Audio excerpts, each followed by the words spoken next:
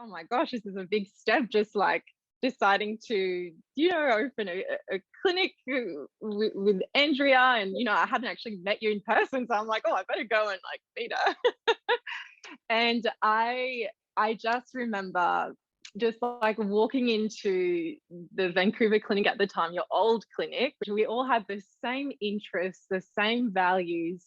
You made me feel so welcomed as well. And I was just like, I feel like this is exactly where I'm meant to be. Hey everyone, welcome back to TSC Connect.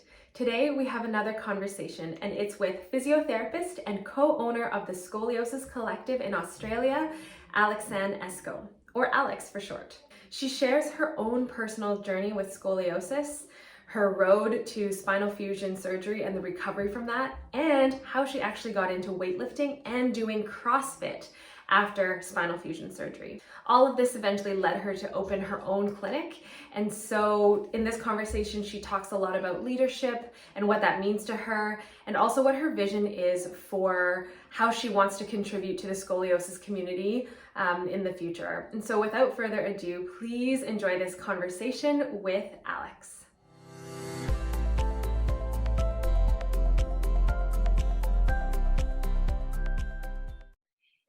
Alex, thank you so much for joining me today. I know that we meet weekly and often talk about a lot of other things having to do with the clinic and our clients, but I'm so happy to have you join me to speak more a bit about your own personal experience and also your transition into being an owner of the Scoliosis Collective. So thank you for joining me. Oh, thank you for having me. I'm really happy to finally be on the TSC YouTube channel as well, and we'll be contributing a lot more. I think you'll see my face a little bit more often as well. But yeah, thanks so much for having me. I want to start by asking you, what is your personal record for a deadlift? 120 kilos. We do kilos here. Okay. I don't know what that is. Right. Well, let me just do the quick calculation. And 120 kilos. That was not the first question I was expecting. So doing a quick calculation, 120 kilos is 264 pounds. No big deal. What an incredible physical achievement. And you do this, you do CrossFit on multiple times a week, from what I understand. And so for a lot of people listening, this is probably very surprising, especially given your own personal history with scoliosis. So why don't we, since you and I are both physios, we know what is required to get you to the point of being able to lift that much. And a lot of people think that, hey, someone with scoliosis would never be able to do that. So I want to use this as a wonderful opportunity and an example to show that people who have scoliosis can be really strong. But let's go back to the start. Can you share a little bit about your own scoliosis journey, particularly focusing on the time after your surgery where you had to really focus? How did you gain your strength back and continue to progress? Mm-hmm. Okay, so my scoliosis journey started when I was 12 years old. That's when my scoliosis was picked up by a GP. I was always quite tall for my age, and I do remember as a kid doing the forward bend test and GPs checking that from an early age. But 12 years old is when it was officially diagnosed, and there was no family history. And we just moved, so I was born in New Caledonia. We just moved to Australia on the Gold Coast. And when I was diagnosed, there was just this uncertainty or confusion as to what to do and where to go. So I was sent to see a spinal specialist, where he said, there's essentially nothing you can do. When the curve gets to a point where it's surgery ranges, then we'll do an operation. And my mum at the time was like, what? Like, there's nothing we can do. We can't go to a physio. And, sure enough, on the Gold Coast and in Brisbane, we just could not find any place that specialized in scoliosis. So I was sent to do Pilates when I was 12 years old. So I was going with the older ladies in my Pilates classes, and I was doing that twice a week, and I did that throughout my whole teenage years. We tried a lot of things. We tried physiotherapy, osteopath, chiropractors to see if anything could help with my curve. But you know, over the years, even though I was really active, I did a lot of rowing at school as well. They said it'd be good to strengthen my back. But unfortunately, you know, I had x-rays every 6 months, and it progressively got worse and worse and worse every year. And I had no pain at the time. And I do really feel that's because I was so fit and active. I think the Pilates helped me so much as well. And I got to a point where, you know, I just could not ignore it anymore. It was getting worse and worse. And when I was 18, it was a 72-degree curve, which is quite, when we're talking scoliosis ranges, that's quite severe. And I went back to the same specialist, and he wasn't too surprised to see me again. And yeah, decided to have surgery 2 weeks later. So I was already at university. I was already at university in the middle of my Bachelor of Exercise Science and Physio. There was just a 6 months break.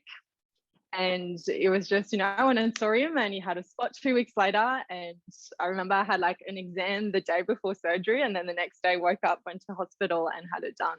Wow. Let me pause you there for a sec. So can you, as we've talked about, a lot of the clinicians on both of the TSC teams, yes, the physical component of, especially, of course, measuring the curve size and looking at the physical progression of the body with scoliosis, of course, that's important, but we also talk so much about the emotional component. Can you recall, and I know it was quite some time ago, how did that feel, you know, walking into that surgeon's office, being given the strong recommendation to proceed with surgery, and then being told that it's going to happen in 2 weeks? Like, what was that like for you?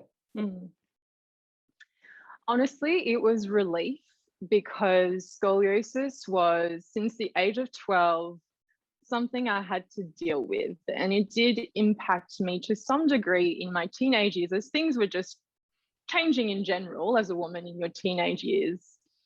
It impacted, I think, I was aware of what my back looked like. So, you know, I always had long hair to sort of, you know, like hide my back. And I was always, I'd always hold myself a specific way when I had photos done. And it was just, every time I had an x-ray, was getting worse. And it was just like this, I guess, this weight on my shoulders. I was just aware it was a problem and no one could help me. And it was just so frustrating, you know, that I couldn't just fix it. So honestly, it was relief that finally I was going to get surgery. Yes, it's a big thing to go through, but finally that problem will be fixed in a way, you know, and I won't have to continue dealing with that, hopefully, you know, in my adult years.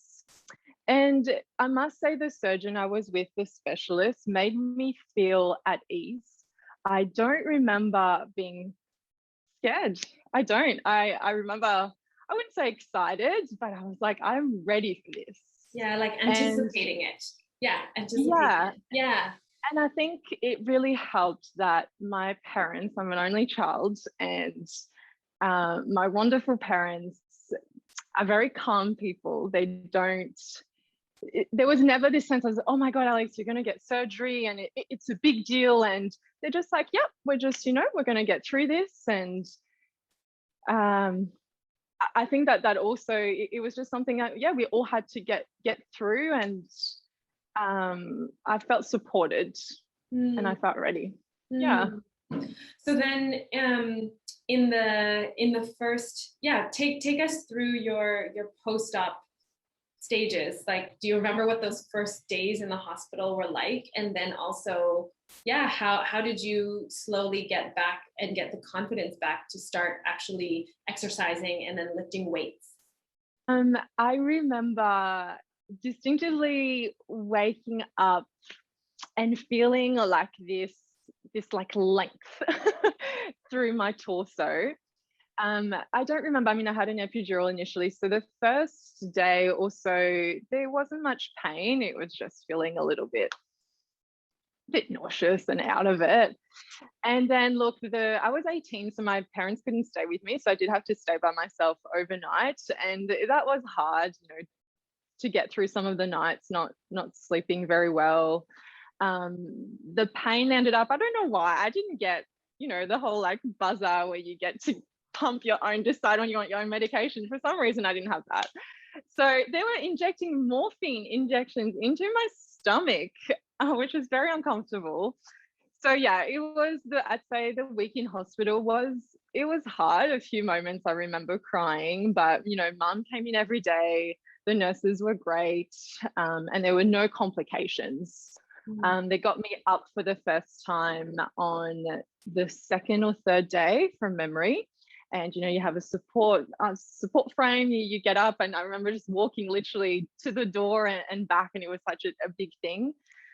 And I remember I was 5 centimeters taller. So I was taller than Dad. I was shorter than Dad before surgery. I was taller than him after surgery.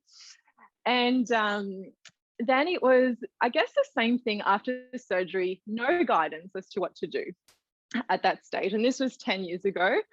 So it was like, okay, well, I'll just go to my regular sort of physio, and I'll progressively go back to Pilates. So that's what I did for my rehab, even though it wasn't, I guess, a specialized clinic. I think everyone was just kind of hoping for the best and treating me more like a post-spinal patient. So a lot of very simple core exercises to begin with, simple, upper body exercises, but Pilates based. So that's what I got back into first. Pilates, which is what I used to do before anyway. So I think that did help me pre-surgery. And then I probably, at that stage, I was only 18. I hadn't started the gym, like, proper gym and weights and CrossFit. So that probably came about 2 years after surgery that I started going to the gym, and I had a personal trainer at the time just to teach me proper technique. And then I joined CrossFit probably another 2 years after that. So honestly, when it comes to getting back on my feet, I have to say Pilates-based exercises is what really truly helped me. Mm-hmm. What drew you to CrossFit after doing, say, Pilates? Because they're very different paced activities, right? So how did you go from Pilates and then going to a normal gym and then starting to pick up CrossFit, and you've been doing that ever since? So like, what drew you into that sport? I think I was just going, I guess, to Pilates and gym, but I wanted a challenge. I felt like sometimes I went to the gym just doing my own thing, but it was just routine and I wasn't particularly getting better at things. So at the time, it's funny, CrossFit had a bad rap. When I was going through physio school, it was like, CrossFit's terrible for your joints. It's the way they do things, techniques so bad for you. So I was a bit hesitant at first, but I'd also heard great things about the community with CrossFit, which I was very interested in. And sure enough, all CrossFit, I've been to a few CrossFit gyms now. The community is so wonderful. And it's still to this day now, I think I go to CrossFit to stay fit. I don't go there to compete, or sure, I do like to work on my strength and get better at certain skills, but I love every morning going to see the same people, the same class. It is so much fun. Yeah, it's so nice to create that routine and that community around you. Yeah, absolutely. Yeah. Did you have any apprehension about starting to lift, particularly into the heavy weights? Was there any nervousness about that, given that you had a spinal fusion, or did it feel good in your body? Do you feel like you did it progressively, that it felt okay? Yeah, you know what? I never really felt scared. I did always feel with my Pilates background that I had a strong core. So, and I think, going through being a physio and I guess having that awareness about technique and the way the body moves, I think that also gave me the confidence within myself to lift weights. But no, I was never afraid. I just knew my own limits, and I still know my own limits when it comes to having fusion, there are some movements that don't feel good on my back, and I avoid those movements. And I think that's the nice thing about CrossFit, because I did it for a few years as well, that there are always available modifications. Yes. And it isn't just a sport for the supreme elite athlete. It really is for everybody. And it can be modified, just like most other activities. So I think a message that I do want to share with anyone who's listening or watching this is that just because, I think Alex is a perfect example of this, that just because you have scoliosis or just because you have a spinal fusion, it doesn't mean that you have to stop doing the things you love, or it doesn't mean that you have to not try things you want to try later in life because of the spinal fusion. It's true though, it may need some modifications. You may need guidance from a physio to help find those progressions to be able to do some of those movements that activity might require. But in general, I think you are a testament to show that, if as long as you know your body and you focus on technique, that you can very well participate in a lot of these more higher activity level sports. Yeah, I completely agree. And I've never felt since having surgery that there was anything really that I couldn't do. I mean, it's not like I wanted to go bungee jumping or do really high contact sports anyway, but I've never felt like my surgery really has limited me in any way. I feel like I am back to doing everything I loved and everything I used to do. So do you think that is a mindset of being optimistic? And if you think back to when you were younger, would you say that you had a similar outlook on most things in life? Yeah, I do think it's a mindset. I do feel like I've always been a positive or optimistic person, and have always had it in me since I think a young kid. I've always easily worked hard for things. I've, like, when I was younger, my parents never pushed me at school, to do well or to get straight A's, or it was just like, Alex, do what you want to do. But I always wanted to do well. I always wanted to be a leader. Often at school, I like those positions of leadership. And I always naturally just wanted to get good grades at school and do well. I think that was just in me. I don't know. Yeah, I don't know where it really stems from in my childhood, but I think that did help me definitely after surgery. That same mindset to think it's okay. I can still do things. It was a big thing to get through, but here I am now, and I can still do all those things as long as I'm aware and I have body awareness. I know what feels good on my back. I think it's a mindset for sure. I wanted to touch on something that you just mentioned there, that you naturally gravitate towards leadership positions. So yeah, let's bring that forward into your position today and how we've developed our relationship, our working friendship. And so can you share with everyone, let's start by sharing how we first met. So we first met, I was in Barcelona doing my Schroth course. So this is a scoliosis specific training. And at this course in Spain, there was these little models, little wooden models that show the different curve types. And I was like, this is so cool. Like, I'd love to get these. So I asked in Barcelona where these models were from, and they gave me your details. So it turns out, you and I know your parents made these little models and you sold them. So that's how I initially, I guess, heard of you and contacted you to order these models. But then I was like, looked obviously into the ScoliClinic, your company, and I was like, oh, wow, this is great. It's, physio specialized in scoliosis. So I ended up sending you quite a long email, I think, just explaining where I was at. in Australia, I was very interested in specializing in scoliosis and asked you a bunch of questions about your experience with opening your own scoliosis clinic. What year was that? 2017. I was going to say, I think my course was 2016. Is that right? 2016. Well, okay. Yeah. No, because I have to check. It's so true. Like from my recollection, it was exactly that. You had initially reached out regarding the models, which we sorted out. We figured out how to mail them to Australia, and at the time, and then the next couple email exchanges followed with a bit of curiosity of like, oh, it looks like, Andrea, like you're doing this thing, and can I ask you a few questions? And I remember thinking, well, this might just be easier if we jump on a Skype chat at the time. And then when we got into chatting, I just had this feeling that we were similar, like we were like-minded. We had similar visions in mind of what we wanted to achieve in the world. We had, I just felt like you were my people. And so I remember so clearly just having this idea, and it wasn't well fleshed out at all.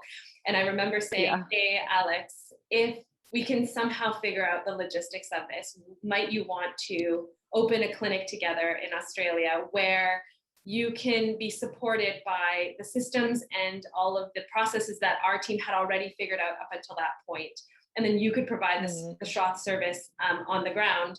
And then I just remember from there, like things were falling into place. And so for people who are listening, Alex then was keen, and she came to Vancouver in Canada for 3 months and spent that time with us to learn more about the company, to really get to know the team, to practice her scoliosis skills, because as you said, you were solo in your area of Australia in terms of certification, right? And it's really interesting because at a lot of conferences that I've been to and speaking with other scoliosis physiotherapists, often when they are the first physiotherapist in their area with the certification, it's really overwhelming to actually, like, you get the skills, but then it's really quite hard to put them into practice and figure out, oh, how do I actually logistically implement this in the community? And so it just seemed like a really great fit. And so here we are. I know. And, because I actually came, if you remember, I came the first time on a holiday. Yes. And it was winter. So I came in the winter, and that was because I also, I was like, oh my gosh, this is a big step, just like deciding to, open a clinic with Andrea. And, I hadn't actually met you in person. So I'm like, oh, I better go and like meet her.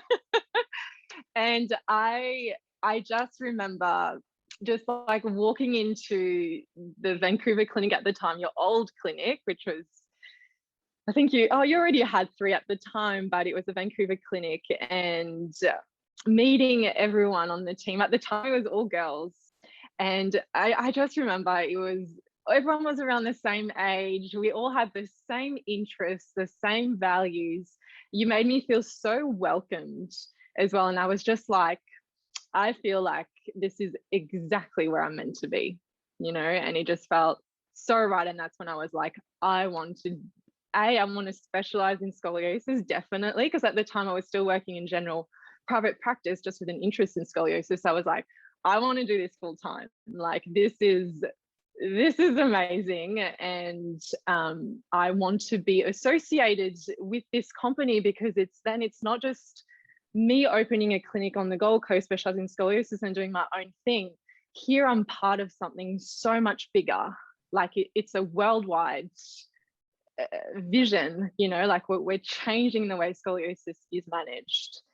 It's so much bigger than just me, and it's so much bigger than just money or a clinic, and I love that. It was going to be being involved with so much more. So I knew it felt right that first visit. And then the second visit was even better. I loved Vancouver so much.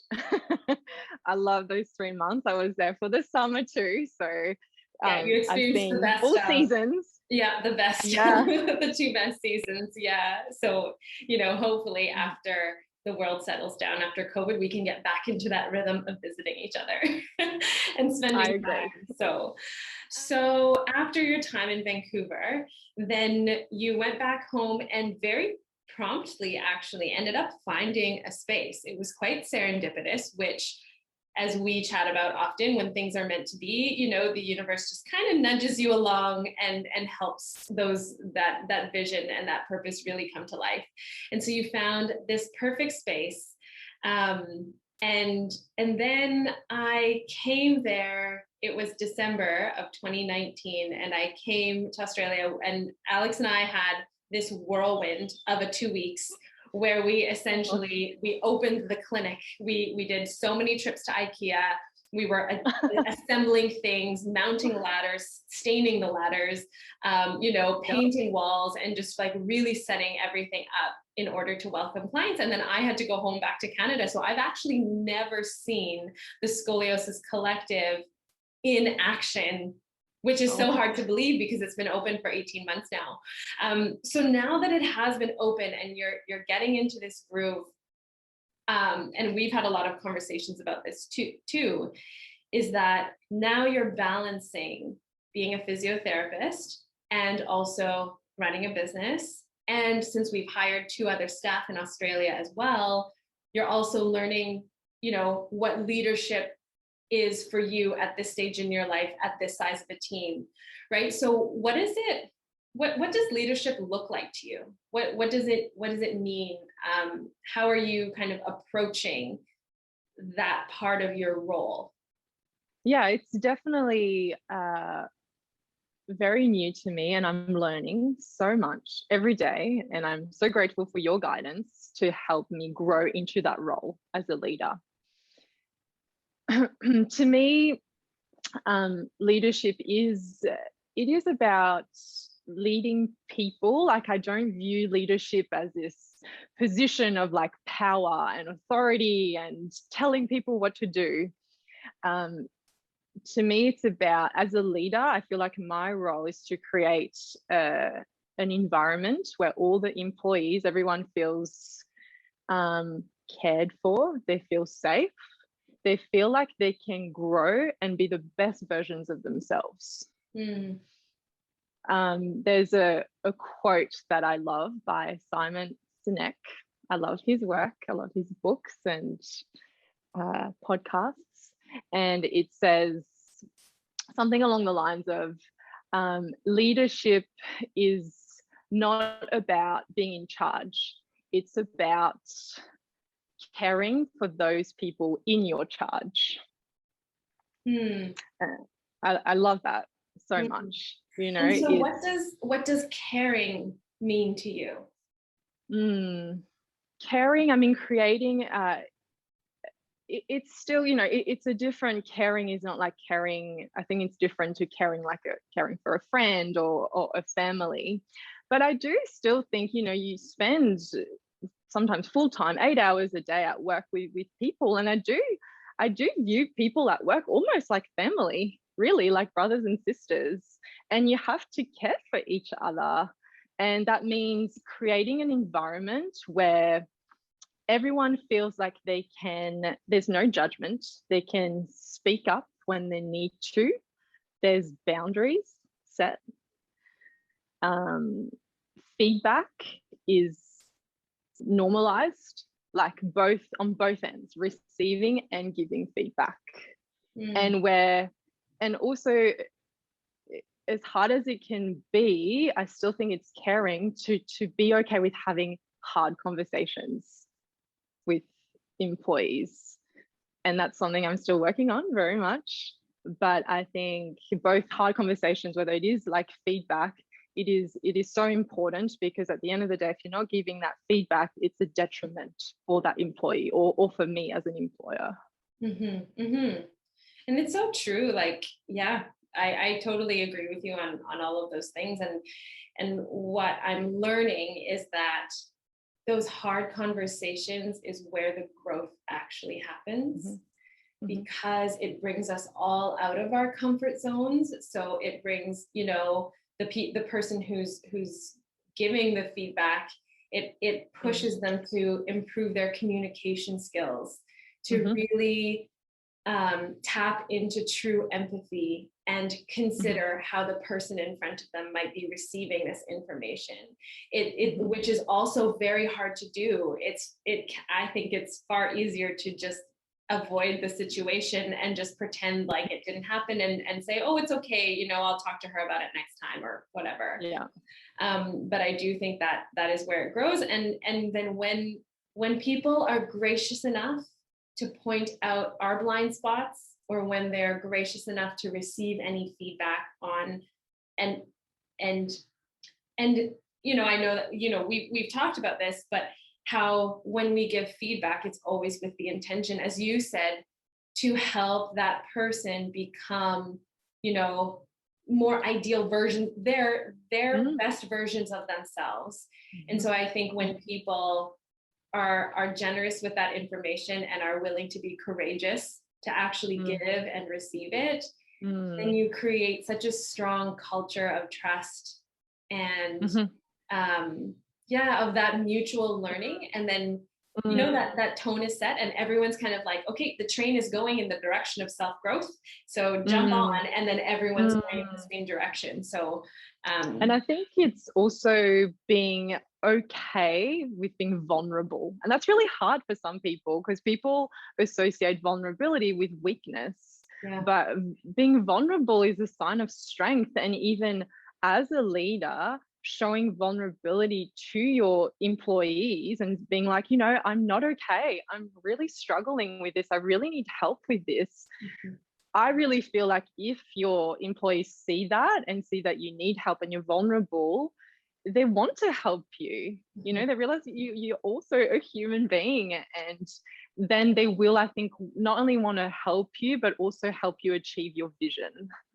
I think that management style, or that view on work, and this kind of like personal and professional, and there has to be a very clear boundary, and don't show emotions at work. Like, I think that's quite an outdated version of management that did work, or it was employed back in, you know, many years ago. But I feel like the newer companies like ours, like the ScoliClinic is only 5 years old, that we're seeing the benefits of taking that risk to be courageous and to be vulnerable.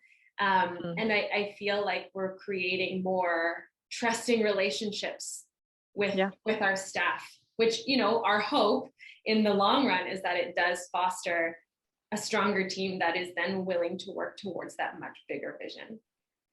I completely agree.